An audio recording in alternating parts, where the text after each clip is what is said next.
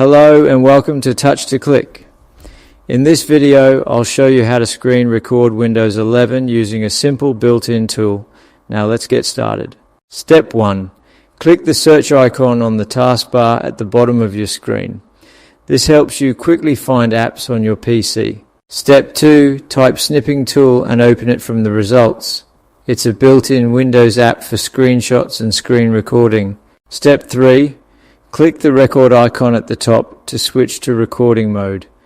This allows you to capture video instead of images. Step 4. Click on New Recording to begin. This lets you choose the area you want to record. Step 5. Click and drag to select the screen area, then release the mouse. You can record the full screen or just a specific section. Step 6. Click the microphone icon to select and unmute your mic if you want to record your voice. This is useful for tutorials or explanations. Step 7. Choose whether to mute or record system audio.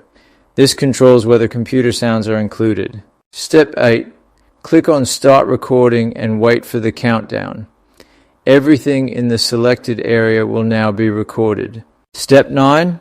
Click Stop Recording when you're done, then save the file to your preferred location. Thanks for watching, and don't forget to subscribe to Touch to Click for more helpful videos.